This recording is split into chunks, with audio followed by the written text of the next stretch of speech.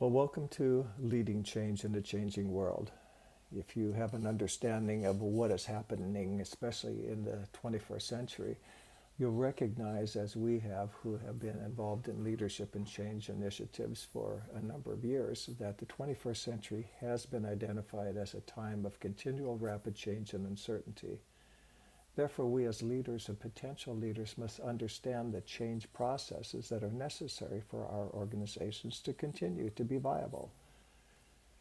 You can take a look at any number of organizations or businesses that were very successful in the 20th century and maybe even into the early part of the 21st century that are not in business anymore today because of a number of circumstances. We don't even know whether their organizational leaders understood what was what was happening to their organizations, what was impacting their organizations, and the processes that they needed to initiate to make themselves successful. For instance, Montgomery Ward or Toys R Us or Circuit City, and you can name a number of others. So as we navigate through this course, make sure that you not only understand the concepts and maybe even memorize them, but that you know how to apply them, because it's going to be up to you as an organizational leader to help that organization and the individuals who make up your organization successfully navigate through the impacts that will be affecting your organization.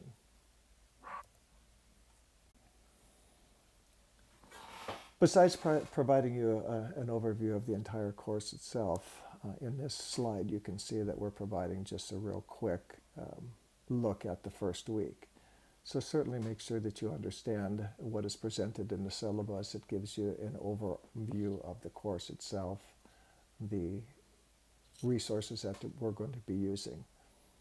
But also we're going to be setting a foundation. We need to have a good foundation as we navigate through this course so that we have something upon which to build. So there's going to be some specific concepts that we're going to be looking at. There's going to be a change cycle model that you're going to be learning and reviewing. There's a video titled Tactics of Innovation that's very beneficial for you, and then we'll do a quick wrap up at the end.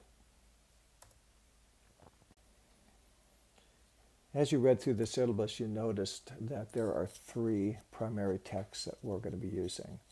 They kind of run the gamut from difficult to read to easy to read. Berkey is on the difficult end. Some students find him very difficult to read because we're really dealing with theories and concepts. You'll enjoy his reading, I trust. Take the time to go through that. It's, like I said, not a real easy read, but it certainly is very beneficial. Make sure that you get the 5th edition. The difference between the 4th and the 5th edition are some minor changes, but also he added a chapter that deals with healthcare and government organizations. Wheatley's on the other end of the spectrum, much easier to read. She includes actually some poems in her writing, but really has some good information as well, very beneficial for us. And then Johansson is kind of in the middle. There'll be other articles and other resources available to you during each one of the weeks. There are a number of writing assignments, and they're graded based on these criterion. It's a pretty good breakdown. It's going to be similar throughout your courses as well. Make sure that you put effort into this. Make sure that you're analyzing the material and using a good flow in your writing. Grammar, punctuation is very important as well. In fact, I'm a real stickler on that, so pay attention to that. This is a master's level course. If you have difficulty getting something in on time and you haven't communicated that to me, certainly there's going to be 1 point taken off for every day that the assignment is late. We all live in a world where circumstances do arise where it does interfere with our work, but please be in contact with me. Grace can be applied at times, but just be as judicious as possible as you navigate through this course. Each week you're going to be responding to a discussion forum. There's actually going to be 2 each week. Make sure that you engage. It's not a bulletin board where you post something and then walk away. This discussion forum, or these discussion forums, in essence, take the place of what we do in a classroom. So learning the material, being able to respond with the concepts in this course as you write your discussion forums. Ask questions, probe, challenge one another. This is how we learn. This is my grading philosophy. It's similar to others in the program and at Bethel University. I'm not going to go over each one of the points, but let me tell you that if you just are meeting the expectations of the course assignment, if you're just doing what is minimal to pass, your grade is going to reflect that. My expectation, certainly of each of you, is that you're going through this course for a specific reason. You're going through this program for a specific reason, and you want to get the most out of it. Therefore, put the most into it, and you'll find it to be extremely beneficial for you. There are 2 minor papers and 4 major papers that you're going to be writing. You'll have 1 each week. The first 2 weeks kind of help us ease into this whole concept of understanding change management. So there are minor papers, and the grades associated with those papers impact your overall course grade, or about 9%, as you can see there. The major papers certainly impact your overall grade more. You can see the titles of some of the writings that you're going to be doing throughout the weeks. Probably the one that you aren't quite familiar with yet will be the whole issue of futures. That is a study into itself. Future studies, or strategic foresight, not only deals with impacts to organizations that will occur in the future, obviously, but we're looking at 30, 40, 50 years and saying, what are the things that could impact us out that many years from now, and how do we poise our organization today to help mitigate some of those impacts? So that's kind of what it looks like in a nutshell. It's a very interesting study, and maybe some of you will go into that after you complete this program. Again, there are 12 discussion forums, and then there are weekly reflections at the end of each one of the units. This is an excellent quotation. Learning without application produces the same result as ignorance. When I first started my undergraduate studies years ago, I was a history major and a political science minor. What I enjoyed about history was that we saw the events that occurred and some of the outcomes of those events, and we would say, okay, what do we do today from the political perspective? What do we do today to mitigate that ever happening again? Obviously, we humans aren't real good at learning from the past, and we certainly see things occurring over and over again that impact us in a negative way. It's the same with regards to learning in an educational perspective. If we learn about how to lead an organization through change, yet we do not apply that information within our organizations and help individuals navigate through those vicissitudes, we might as well have just never learned that in the first place. And we certainly see that in organizations. So what do you hope to learn in this course? What do you hope to walk away with? What do you hope to learn in your program? And what do you hope to walk away with? It's very important for us to write down those goals. So if you have not done so, I think you'll find it very beneficial. I've been in this venue of learning for years, and my encouragement to each one of the students that I work with is write it down. Why are you going through this master's program? Why are you going through this doctoral study?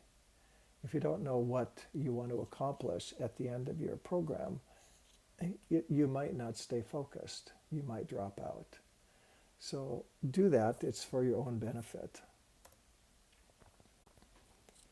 When I started my career decades ago, I thought, well, my career is going to be similar to that of my father or my grandfather, where they worked in the same industry or the same profession throughout their lives. In fact, my father, who is just turning 90 here next month, served as a pastor for over 65 years. We finally talked him into retiring at age 85. So that's what I thought was going to happen to me as I was growing up. But even though I made my plans, God was the one who ordered my steps. And even though things changed for me, I could rely on the fact that, as stated in Malachi, that I, the Lord, do not change. He is ever faithful. He is ever gracious. He is ever merciful. He is ever loving. He is ever kind. And he has the ability, certainly, to carry me through the vicissitudes of life that bring about such an incredible amount of change.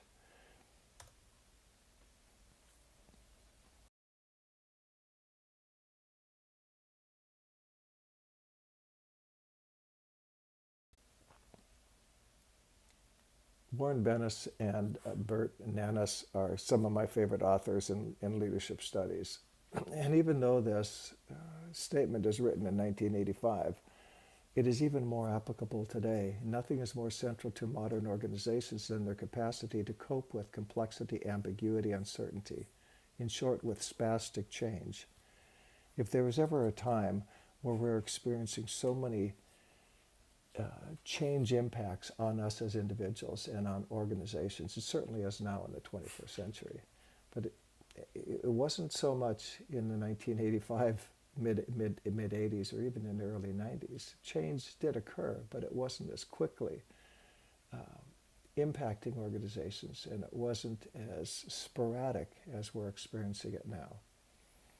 So it is an incredible responsibility for us who are leaders and who are potential leaders, that we understand these initiatives that you're going to be studying, and not just understand whether it might be Kotter's 8-step process or Lewin's 3-step process or whatever with regards to change, that we know how to apply those to an organization, and not only apply them, but also provide a compelling vision for our organization and for those who make up the organization, so that they realize there is going to be benefit not only just for the organization, but also for them as they navigate through to the other side of the change initiatives.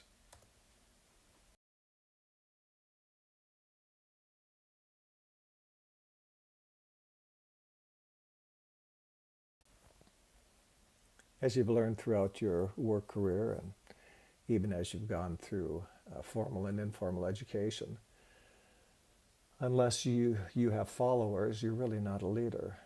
It's the same thing in change initiatives.